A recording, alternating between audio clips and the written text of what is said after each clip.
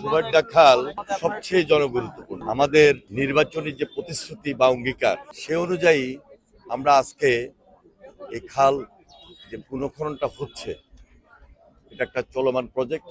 এটা আমরা দেখতে এসেছি। এটা প্রথম পেজটা শেষ হতে ডিসেম্বর মাস লাগবে।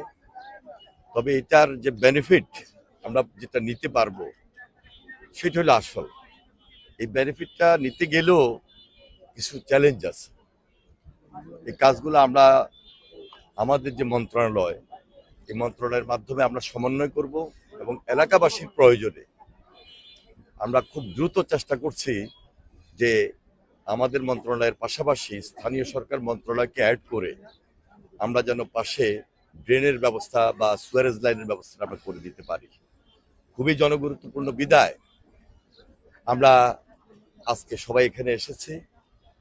আমাদের প্রাইম মিনিস্টার জনাব তারেক রহমান তিনি ইতিমধ্যে 180 দিনের যে প্রোগ্রাম, আমরা খুব দ্রুত সময়ের মধ্যে কিভাবে এগুলাকে আমরা দৃশ্যমান করব সেই দিকেও আমরা নজর দিয়েছি। খাল খনন কর্মসূচিটা একটা বিপ্লব, একটা আন্দোলন। প্রেসিডেন্ট যে এই আন্দোলনটা শুরু করেছিলেন, মাঝপথে এটা অনেক বাধা বিপত্তির মধ্যে পড়ে। একটা স্বনির্ভর বাংলাদেশ গড়তে হলে আমাদেরকে এই কঠিন চ্যালেঞ্জ হাতে নিয়ে সামনে এগিয়ে যেতে হবে এবং এই কঠিন চ্যালেঞ্জটাকে আমরা ধারণ করি জনস্বার্থে, জনগণের প্রয়োজনে, জনদাবি। আমরা সেই দিকে বিশেষভাবে নজর দিয়েছি। আমাদের সরকার এই প্রথম পেজটা শেষ হওয়ার পাশাপাশি এখন থেকে আমরা শুরু করতে যাচ্ছি কিভাবে দ্বিতীয় ফেজ আমরা শুরু করব।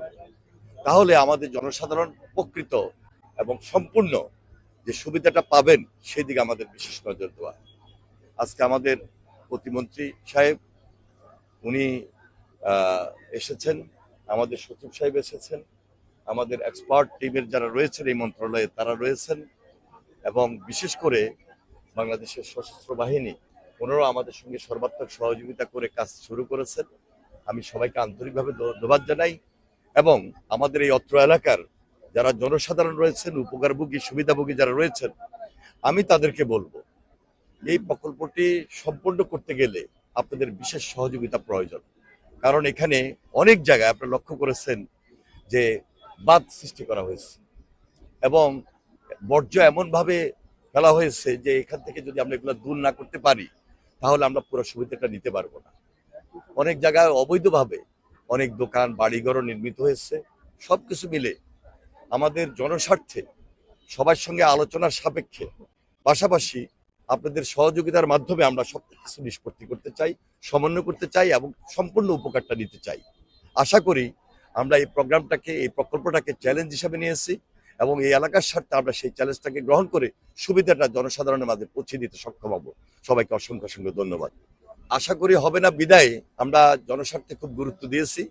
এই গুরুত্ব দেওয়ার মাধ্যমে জনগণের সুবিধা দৌড়গড়ে পৌঁছে দেওয়ার জন্য যা যা করণীয় দরকার সেই ব্যবস্থাটুকু, সেই উদ্যোগটুকু আমরা গ্রহণ করছি এবং করব। আমরা সুফল আসবে বিদায় এই কাজটুকু আমরা অব্যাহত রাখবো এবং এই জনসাধারণের প্রয়োজনে আমরা গুরুত্ব দিয়েছি। জনগুরুত্বপূর্ণ এই প্রজেক্ট এবং এটা আমাদের কঠিন চ্যালেঞ্জ নিয়ে আমাদেরকে মাঠে কাজ করতে হচ্ছে। ইনশাল্লাহ অদূর ভবিষ্যতে আমাদের যারা এখানে নির্বাচিত আছেন, আমাদের মাননীয় সংসদ সদস্য জনাব বাবু গর্ষচন্দ্র রায়, ওনার সঙ্গে আমার কথা হয়েছে। উনিও সার্বক্ষণিক সময় আপনাদের পাশে থেকে কাজগুলো করবেন এবং আমাদেরকে সমন্বয় করার ক্ষেত্রে যে সহযোগিতা দরকার সেই ব্যাপারে উনি নেতৃত্ব দেবেন ইনশাল্লাহ। আমি সবাইকে আন্তরিকভাবে মোবারকবাদ জানাই এবং ধন্যবাদ জানাই সকলের।